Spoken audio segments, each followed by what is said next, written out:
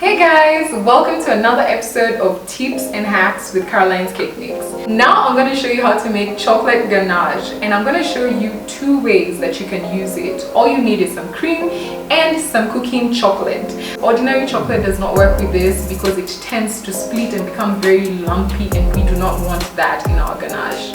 A few things to remember when you're making chocolate ganache is use the 1-to-1 ratio, meaning if you're using 100 grams of chocolate, use 100 grams or 100 ml of the cream. Also make sure that you heat the cream but don't boil it. If it boils, it will split and it just won't make a good icing.